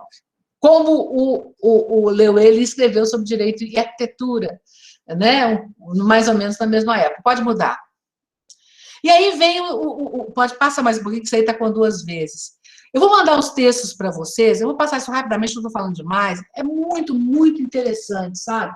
Eu acho que o Jerome Franklin, no que concerne a compreensão, ele foi juiz, no que concerne a prova, ele é, assim, ele é uma coisa muito, muito bacana, porque fala disso de um jeito muito crítico. Não é que ele tem respostas, ele não está descrevendo, ele não está dizendo como deve ser. Essa é a grande confusão. O Leuele não estava dizendo que o direito deve ser feito pelos serventuários. Ele estava dizendo, olha, nós temos que... Isso é hermenêutica, é verdade e método. Né? Nós temos que ver como acontece lá com os serventuários, como é que eles produzem o trabalho dele. Aqui também. Ele não está dizendo... O que ele diz dos riscos da prova, dos riscos dos fatos no processo, ele não está falando que tem que ser assim, não. Ele não está propondo o mundo, não. Ele está dizendo, olha lá como é que é. Preparem, processo judicial é doença grave, prepara, né? Então, porque toda norma, ele põe uma afirmativa condicional no que concerne aos fatos. Essa interpretação da norma, ela necessariamente vai acontecer com uma interpretação de fatos. É essa simbiose que vai existir. É sobre isso que ele está falando de várias formas, né? E ambas as coisas, do ponto de vista interpretativo, do ponto de vista hermenêutico, são estáveis. Pode ser que você esteja interpretando uma coisa aritmética, então aí a instabilidade é menor. Eu tenho 18 anos, eu sou capaz, então prazo de recurso é de 8 dias, eu recorri, úteis eu recorri. Então aí eu tenho um campo de interpretação de fatos que é menos abrangente, mas normalmente eu vou ter que recompor cenas complexas, pode mudar. O que realmente aconteceu? Aí ele põe lá que a situação é que o tribunal esteja hopefully, está errado aqui, correct. Quer dizer, que você espera que o tribunal esteja certo. Mas pode não estar. Pode não estar por quê? Não é por maldade, não é por vontade, não, é porque a prova chegou de um jeito que aquela conclusão que você teve como juiz é razoável, mas ela não corresponde aos fatos, né? Ao que aconteceu efetivamente. A ideia de uma verdade formal, ela é muito boa para a doutrina, mas para o juiz que tem que julgar, não é, porque você não quer errar. Eu não quero dizer que o cara fez 20 horas extras quando ele fez 15, nem que ele fez 15 quando ele fez 20. Eu quero estar, do ponto de vista da avaliação da prova, eu queria, o mais próximo possível dessa realidade. É disso que ele está falando. É disso que ele está falando. E esse é um processo... Outro dia uma pessoa virou para mim, um aluno virou, falou, eu conversei com fulano, ele agora está no cargo tal, assim, um cargo jurídico, e ele falou que tem pensado muito naquilo que ele fez como teoria do direito, porque essa teoria não está ajudando ele na avaliação de prova, no entendimento da prova. Por isso eu gosto tanto de Jerome Franklin, né? Por isso que eu gosto tanto da forma como ele fala dos fatos. Pode passar. Ele vai dizer, por exemplo, que o juiz, isso eu acho que eu pus no artigo, porque está naquele, é esse aqui, ó. Porque o juiz, ele é, aqui, ó, é isso aqui, ó. Trial judges, os juízes e os júris, tentando chegar aos fatos do passado pelas testemunhas, são eles próprios testemunhas do que acontece na sala. Então, você ouve uma testemunha, você consta o depoimento dela, então grava o depoimento dela, é outro meio, isso é outra questão. Na hora que você vai fazer a decisão, o que você dá é o testemunho do que você testemunhou. O testemunho daquilo que você viveu enquanto ouviu a testemunha, né? O juiz que faz a produção de prova. O outro vai dar um testemunho de uma sensibilidade sobre a escrita do processo, ou, eventualmente, sobre um filme que ele vê sobre aquela testemunha depondo. Então, há esse esconde-esconde entre o fato, né?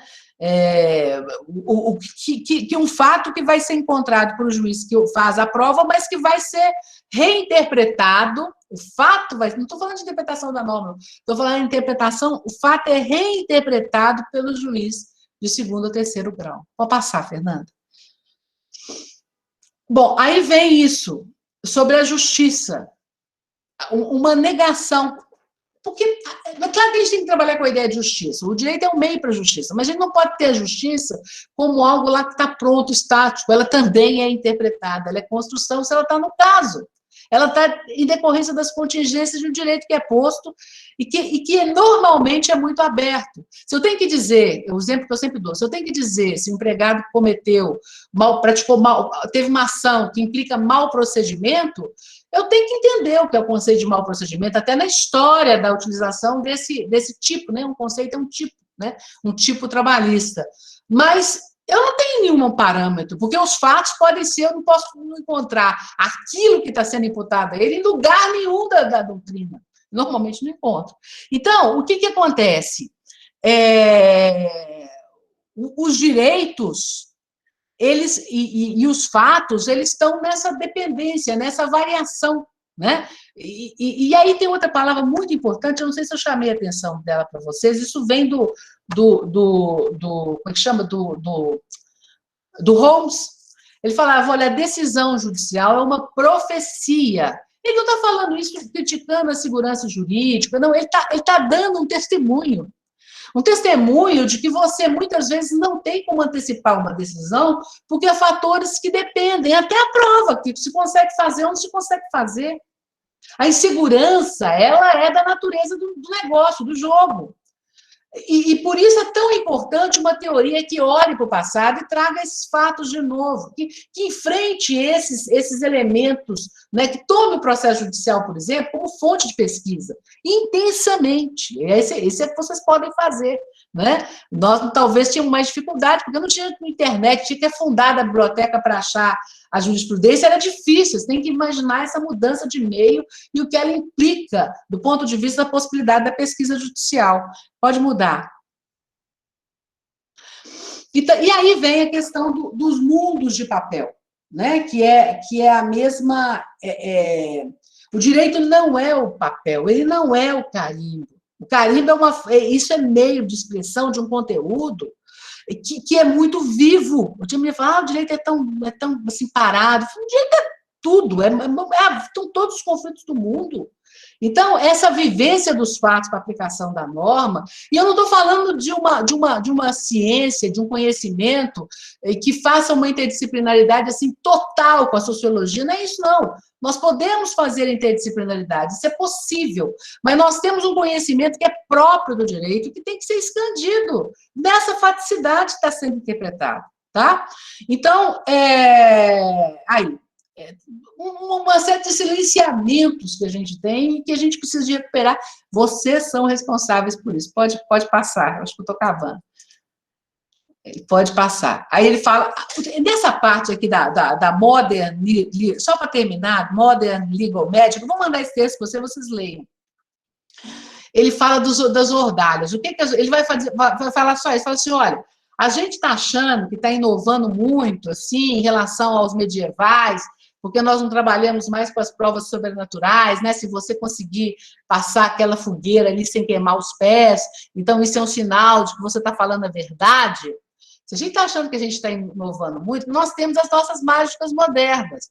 Aí, qual que é a mágica moderna? Bom, um exemplo de mágica moderna é a distribuição de ônus de prova, né? Então, eu vou interpretar ali os fatos. Aprova ou não aprova? Não aprova? Bom, então aí... Quem tinha que provar? É o fulano? Isso é uma trincheira de fogo, né? Ele não provou, então ele sofre as consequências de não ter provado. Quando, na verdade, Vamos dizer que seja, por exemplo, um pedido de indenização. Eu tenho um caso ótimo sobre isso. Eu vou contar rapidinho para acabar. Que eu sempre conto. O juiz me contou o que teve lá. Ele julgou improcedente uma ação com pedido de indenização por dano moral porque não tinha prova. Aplicou ônus de distribuição de ônus de prova. Aí foi para um restaurante, o filho da reclamante estava lá, virou para ele e falou, olha, o senhor é uma pessoa, assim, respeitadíssima na minha casa. Ele lembrou, ele falou com ele que ele tinha julgado o caso da mãe dele. Aí o juiz falou, bom, dancei, porque eu julguei improcedente. Aí ele veio com essa afirmação, o senhor é uma pessoa importantíssima na nossa casa. Aí ele falou, por quê? Ficou esperando, né? Falou, não, porque o senhor deixou a nossa mãe falar aquilo que ela queria falar na hora da audiência. A fala dela não é prova, é confissão, não, só que fosse confissão. Mas não foi confissão, ela falou com a empresa pequena que estava do lado, tudo aquilo que ela sentia. Do ponto de vista dela, ela sofreu realmente o dano moral, não havia prova, então essa ação foi corretamente julgada improcedente. Mas vejam como é que é a mágica da lei. Não tem outro jeito, porque nós não temos uma forma de aferir os fatos. Mas distribuição de ônus de prova é o que ele fala de modern legal magic. É uma mágica. É uma mágica, voltando lá para os realistas escandinavos, né? É uma mágica das palavras, é um instituto que está dentro da máquina e que funciona assim, não tem outro jeito, eu não consigo imaginar, não tem a máquina do tempo, não tem jeito da gente aferir. Pode passar. Acho que acaba. Aí, então, acabou aí, esse é o último, né? Então, como é que nós, aqui de novo, a palavra mágica, a gente termina com ela, nós começamos com ela nos realistas escandinavos e continuamos com ela nesse capítulo do Frank, Jerome Frank. É muito interessante essa leitura, mas não é porque ele diz algo que deve ser, é isso que precisa deixar bem claro. É porque ele conta histórias de uma experiência muito vivida dele, que nós temos que enfrentar a nosso modo hoje. Nós temos que continuar contando essas histórias. A interpretação do direito, a hermenêutica jurídica, ela exige que a gente conte histórias, porque o direito se aplica aos fatos, pode aplicar mal, pode aplicar do jeito que for, mas ele exige que a gente estude. Gente, olha, eu peço desculpa para vocês, mas eu entusiasmei ontem na hora que eu estava montando esse material, eu acho que ele ficou grande demais. Muito obrigada pela oportunidade, espero que faça sentido. Eu contar uma coisa linda que eu vou mandar para vocês vão ver. O Roscoe Pound, como eu disse para vocês, é o último nome dessa cadeia.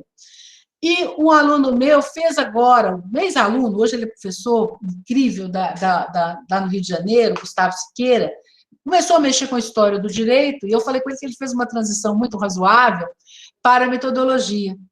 Então, ele é um estudioso de história do direito, começou lá, eu participei da banca de doutorado dele, e outro dia ele me mandou isso que ele fez. Aliás, nem mandou, eu acho que ele está no Instagram, e eu vi no Instagram, não sou muito Instagram, não, mas eu vi lá no Instagram. E é uma coisa maravilhosa. Ele fez uma compilação de cartas do Kelsen para o Roscoe Pound, quando o Kelsen estava fugindo do nazismo e indo para os Estados Unidos. Por que eu falei, vou falar com isso sobre eles? É para vocês não imaginarem, assim, que esses pensadores, eles estão ali, cada um nos seus livros, sabe? Essas pessoas reais que viveram o tempo deles, né? Com muita dificuldade. A constatação mais interessante do Gustavo foi que, como foi difícil para o Kelsen, sendo quem ele era, e reconhecido por todos, a gente vê isso no texto, custou arrumar uma colocação nos Estados Unidos quando chegou lá. Então, é uma historinha colateral, mas ela tem assim, um sentido para a gente entender essa vivência de fato, para a gente identificar nessas pessoas mais do que os livros, mas a vivência deles, aquilo que levou, por exemplo, Kelsen depois a escrever outras coisas, né? Ele não é a teoria pura do direito, defensor da democracia como ele é. Pode passar, que eu acho que tem uma coisinha. Isso é só o material que eu usei, mas eu vou mandar o que eu tenho depois para o Luciano, o que eu tenho já digitado. Tá? É isso, gente. Desculpe se eu falei demais. Eu realmente entusiasmei ontem com vocês, viu? Ô, Mônica, imagina, você foi Foi sensacional, foi muito bacana mesmo. Acho que fez um passeio pelos principais autores. Eu estava acompanhando aqui o seu texto, até coloquei no chat o link para o seu trabalho aqui na revista da faculdade, e fui acompanhando aqui para também reler, rever a discussão desses autores que você tanto gosta, e gostei muito dos exemplos, tá? Acho que... Estava lembrando aqui antes, só uma nota pessoal, que você falou aqui da correspondência epistolar, não sei se o pessoal entendeu, é que eu e Mônica, a gente troca cartas, aquelas que vão pelo correio, e é uma coisa que a gente já faz há algum tempo, eu tenho que voltar a fazer mais, né? E aí eu estou realmente desconfiado, aí, talvez preocupado, melhor dizendo, e o correio deixe de enviar isso num futuro muito breve, né, Mônica? As cartas em papel.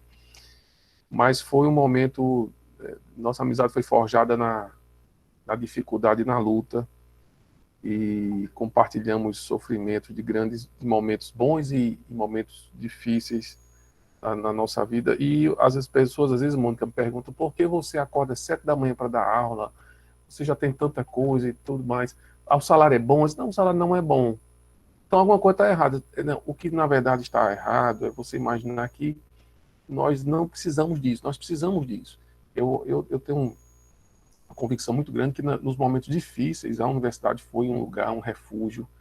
Esses autores foram um refúgio, que dão um certo sentido, uma certa estrutura para a gente aguentar a vida, que não é fácil, né? Especialmente aqui, toda essa turma que está querendo entrar no direito. O direito é um lugar extremamente desafiador, muito interessante, que vai trazer muitas alegrias, mas também trará muita dificuldade. São labirintos de muito sofrimento para você se afirmar numa carreira, seja na advocacia, na magistratura, na polícia, no Ministério Público, porque é um espaço de poder, né?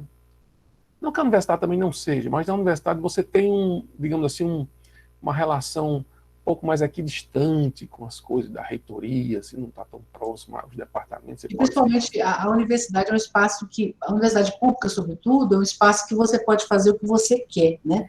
Você reúne os seus alunos às 7 da manhã para falar de hermenêutica, que fala e tal. Quer dizer, tem os seus problemas, mas eu sempre fiz assim, o que eu inventei deu certo na universidade. Eu acho que tem essa, com os alunos, né? Então, eu acho que, eu pelo menos avalio, né? Acredito que nos momentos difíceis, porque assim pelo menos aconteceu comigo. A universidade foi um lugar que me trouxe sentido, com menos sofrimento e com mais prazer, que a gente precisa também disso, né? Um pouco pragmatismo, né? De sofrimento e prazer, mas eu acho que a gente vive um pouco isso, né? Do pragmatismo utilitarista aqui do Jeremy Bentham, né? Mas, Mônica, eu queria desafiar você aqui com um comentário rápido, porque realmente a gente está um pouco em cima da hora. É o seguinte: eu gosto sempre de trabalhar as escolas com alguns movimentos do direito, movimentos contemporâneos, para que o aluno veja que essa discussão é uma discussão que perpassa o tempo. Uma premissa de trabalho aqui na aula introdutória sobre as escolas é a seguinte: nós não estudamos a escola como um pensamento que houve, desenvolveu-se e acabou. Não. A gente pensa as escolas como pensamentos que continuam circulando aí, como mais uma vertente, como mais uma abordagem. E eu fiquei aqui imaginando se nós poderíamos fazer uma ponte, eu queria te ouvir um pouco mais sobre isso, uma ponte entre a nova lei de introdução às normas do direito brasileiro, que a gente conhecia como lei de introdução ao Código Civil, que já mostrava um pouco do prestígio do legalismo no Brasil, né, que a lei de introdução ao Código Civil interpretava o direito brasileiro. Mas essa lei, como a gente sabe, foi reformulada há alguns anos e virou lei de introdução às normas do direito brasileiro. E ela traz uma diretriz hermenêutica de que o juiz deve considerar as consequências da sua decisão. Como é que você avalia essa mudança da lei com a escola realista? Tem a ver? Em que sentido? A lei de introdução às normas do direito brasileiro, Paulo me chamava de norma de sobredireito, né? Ela não é mais alta que a Constituição, mas ela dá a ferramenta, né, interpretativa para o direito inteiro. E às vezes, Luciano, o texto da lei, ele é tautológico, ele é redundante, ele vem ali para forçar uma forma de interpretar. Eu falei, por exemplo, do movimento do direito livre. Eu vou até mandar, não sei se você tem esse texto aí, do Kantorowicz. Tem, Luciano? Acredito que tenho aqui, mas mande. Então, eu vou mandar para você, porque tem a ver com isso. O que o Kantorowicz vai dizer lá, na passagem do século XIX? Para mostrar como é que isso tem... Ele vai dizer, olha, o juiz, quem interpreta a lei, o juiz, sobretudo, ele tem que ouvir o movimento livre. O que é o movimento livre? É aquilo que são demandas, que são necessidades, que são formas de interpretar. Eu sempre dou esse exemplo porque ele é mais simples. Disso, o grande exemplo que eles tinham era uma coisa que eu acho que os meninos não estudam muito hoje. Você deve estudar, porque você trata nessa linha, mas meus professores sempre falavam, criticamente, que era o bom juiz Magnot, né? O Magnot, ele inovou na área de acidente de trabalho, responsabilidade do Estado e tal. Tudo aquilo que ele fez, se você olha as decisões dele, esse eu não tenho digitalizado não, mas eu tenho aqui, depois virou lei. Então, sua pergunta, como é que você pensa nas consequências do que está dizendo? Primeiro, é um texto. Se o juiz vai julgar contra a legem, ou vai avançar na forma de ver o mundo, ou vai, enfim, ele tem que ter um capricho de compreensão textual que é muito maior do que aquele que está julgando se houve ou não vale transporte, ou seja, que está aplicando de uma forma mais assim, corriqueira, vamos dizer, um texto de lei. Então, a sua responsabilidade aí de pensar é quando você está inovando, você está falando uma coisa, ou está com um caso mais importante, ou, enfim, está trabalhando numa área de maior repercussão. Isso não é propriamente uma novidade. Se você pega o Kantorowicz lá, ele já falava disso. Se você vê o trabalho do Magnot, que tudo virou lei depois, aquilo que foi escandaloso, em 1980, os meus professores já falavam aquilo, ainda falavam aquilo como se fosse um escândalo, e, na verdade, eram demandas do tempo. Né? A gente tem que imaginar que sempre tem um advogado que pede, ele pode receber um não na cara, mas mesmo recebendo a improcedência, aquela improcedência, aquele caso inteiro, ele pode ser um sinal, uma centelha para algo que é uma mudança que virá.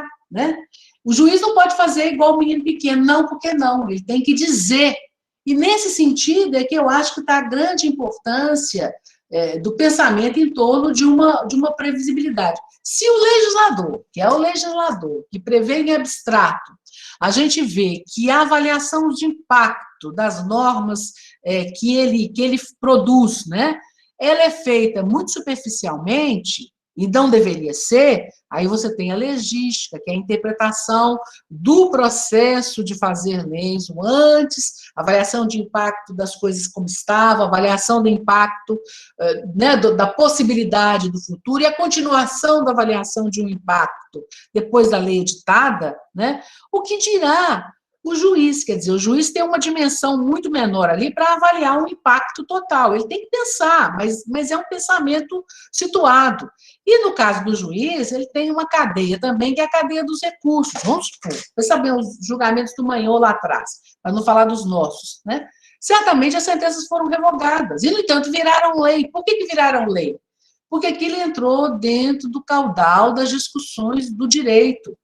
Então, eu acho assim que a mensagem da Lei de Introdução às Normas do Direito Brasileiro, aliás, como um todo, ela é sempre um programa de ação. O que ela exige de nós? Ela exige de nós, e eu estou falando como professores, como orientadores dos jovens que vão pesquisar, o que estão atendendo, esse pensamento crítico no sentido de ver a aplicação dela nos vários campos e de questionar. Do ponto de vista do juiz, o que se espera? O que se espera é boa fundamentação reflexiva, para além do não porque não, ou do sim porque sim. Então, não sei se eu respondi a sua pergunta, mas, basicamente, é esse infinito. Não, tranquilo. Fernanda, eu pediria que você lesse aí uma pergunta do chat, a última pergunta que a gente vai formular no professor, em função do horário, que é da Jardelli. Ela colocou assim: depois da fala do professor Luciano, fiquei pensando em como podemos ver o chamado movimento do ativismo jurídico dentro da perspectiva dos realismos. A pergunta daria outra palestra, né? Daria, mas rapidamente é o seguinte, olha, num sistema legislado, ativismo, quer dizer, o que eu entendo por ativismo? Um advogado vem e propõe algo né? Uma ação, pedindo alguma coisa que é inovadora. Ou ele faz na petição uma alegação que é nova, tá? O juiz estuda aquilo e ele faz uma opção. Às vezes a opção dele também é inovadora. Ou então ele toma uma decisão de ofício que você pode questionar se ela é própria ou imprópria. Mas, no mais das vezes, a ação começa com o advogado lá atrás. Então, quando alguém fala de ativismo judicial, a primeira coisa que você tem que pensar é quem propôs a ação. Tá? O que é o conteúdo daquela ação quando ela nasceu? Não é nenhuma novidade que, num sistema legislado, haja momentos de abertura. Eu nunca fui uma juíza muito criadora, assim, muito criativa. Eu não acho que todos devam ser, não é uma coisa para você proclamar, mas é uma coisa para você ver como uma coisa natural dentro do sistema e que vai acontecer. Se a gente diz, não pode acontecer o ativismo, não pode acontecer o ativismo, mas o que nós temos que fazer? Nós temos que estudar. O que eu estou considerando ativismo? Essa decisão tal, o que ela significa? Como é que ela surgiu? O que veio antes dela? De novo, a avaliação de impactos, né? O que havia antes dela como demanda, como necessidade social? O grande problema que eu acho da teoria é a gente querer estudar as figuras como em abstrato. Ativismo é um exemplo desse. Eu sou contra o ativismo. Qual? Que situação? O que aconteceu? Por quê? Aí sim você pode estudar. Há coisas no direito brasileiro hoje que a gente não pode estudar genericamente. Uma, ativismo. Duas, uniformização de jurisprudência. Você tem que olhar os casos. Então, basicamente isso. Eu não me assusto com o ativismo. Nunca fui uma juíza que... Mônica é ativista. Nunca fui qualificada assim. Mas, do ponto de vista de compreensão do direito, não me assusta o ativismo. Acho que ele tem que ser estudado, e não como sou contra ou sou a favor. Não, isso é bobagem, perda de tempo. Pegar os casos, cada um vai estudar um, e depois nós vamos ver naquele caso o que isso significou. É como eu estou falando do Manhô, lá no princípio do século XX. Os meus professores, amadíssimo, isso foi pergunta do Haroldo Plínio para mim na banca da minha tese, e naquela época, eu confesso a vocês que eu nem tinha noção do Manhô que eu tenho hoje. O Haroldo Plínio virou para mim e falou assim, é um absurdo, você usando o juiz Manhô. Aí um amigo mandou, tinha as obras dele completas com as decisões, mandou, eu falei, tudo virou lei depois. Então, as pessoas continuavam criticando sem ter lido as decisões. Então, o professor Luciano tem razão, vocês têm que ler as coisas, vocês têm que pesquisar as coisas, não podem falar das coisas como slogan. Falar de ativismo genericamente é não falar, a palavra oca é outra, vazia. Bem, tá bom? Inclusive, nesse sentido, eu tenho, pelo menos aqui, me esforçado agora na discussão metodológica, na ênfase à pesquisa empírica. Porque eu acho que a pesquisa empírica ajuda a gente a entender o sentido que essas palavras assumem, que esses topoi assumem, que agora tudo é muito verniz, é muito slogan, como você mencionou, e aí, muitas vezes, a realidade surpreende e contradiz o que se pensa. Ou torna mais complexo, né? Você vê que aquilo é um problema maior, é uma questão, uma dificuldade maior. Se fala de ativismo, eu lembro do que, quando eu fiz o doutorado, uma colega entrou no doutorado com um projeto para pesquisar o ativismo do Supremo junto ao Congresso, junto ao processo legislativo. E aí, o professor pediu que ela explicasse um pouco melhor. Ela disse, não, porque o Supremo está se metendo no Congresso, e isso é quebrar um pouco da independência, separação dos poderes, harmonia dos poderes. Aí ele disse, olha, tudo bem, mas veja, eu orientei um trabalho, não tem 2 anos, nós levantamos 10 anos de decisões do Supremo, e o Supremo, em 99% dos casos, disse que não poderia interferir no processo legislativo. Ora, se apenas em 1% dos casos o Supremo aceita alguma interferência, será que a gente está falando realmente de um ativismo? Aí ela se surpreendeu, e ela assim, ficou sem chão na hora, porque ela já tinha um resultado na cabeça. O trabalho dela já tinha conclusão sem ela fazer a pesquisa. Então é isso que eu... Esse exemplo que você deu, Luciano, é um exemplo excelente porque eu falei. Se você pesquisar quem propôs as ações, essas ações, pedindo uma decisão do Supremo, você vai ver que a maioria delas, é uma hipótese que eu estou levantando, foi gente do próprio Congresso. Então, quer dizer, aí você tem uma ação política do Congresso que usa o judiciário para determinar, para vocalizar, o Supremo para vocalizar alguma coisa. Isso é um estudo maravilhoso, mas não é isso que você falou, é isso aí. Né? Perfeito, mano. Olha, mais uma vez, Mônica, obrigado, viu? Obrigado demais pela sua disponibilidade, tá certo? Em nome da universidade, aqui do nosso grupo de pesquisa, da disciplina aqui, que a maioria dos participantes aqui é da disciplina de hermenêutica. Eu acho que foi um momento realmente de gala aqui para a nossa universidade. Tá? Eu já estou aqui vendo a reação do pessoal aqui no WhatsApp, o pessoal gostou muito. Vamos fazer uns convites depois para uns TCCs aqui da turma, tá certo? Não sei se você vai ter tempo, mas a gente vai fazer. Não, eu tenho sim, estou às ordens. É só marcar com antecedência, a gente se organiza. Só pergunta sobre equidade. Equidade é tudo. Você não tem. Olha lá, o Aristóteles já falou tudo que era preciso falar sobre equidade lá na Ética Nicômaco, quando ele fala a regra de Lésbica. Para mim, não precisa mais nada. Então, volta lá para você ver que qualquer ajustamento de norma geral a fato, e não é só em lacuna, não é só em criação. Equidade é tudo, é a melhor justiça, ele está certinho. Eu concordo com Aristóteles, tá? Ô, Luciana, eu estou às horas, desculpa esse tempinho. Perfeito, então. Obrigado, Mônica. Porque o pessoal tem aula agora na disciplina, então precisa. Obrigado, viu, Mônica? Eu vou te mandar os textos todos, então. Tá? Mande, o pessoal já está me cobrando aqui, eu vou compartilhar com a turma. Muito obrigado, viu? Obrigado a todos. Beijo, gente. Desculpa se eu estou falando demais. Eu falei com o Luciano que eu estou muito sozinha aqui em casa. Queria chegar. Eu falei com você, eu te preveni. Não, mas foi ótimo. Chegar aqui numa falação sem fim, aí, dito e feito, tá? Um beijo para você. Obrigada. Tchau, gente. Valeu, obrigado. Tchau. Tchau, professora. Tchau, gente. Tchau, um beijo. Obrigada, Fernanda. Obrigada.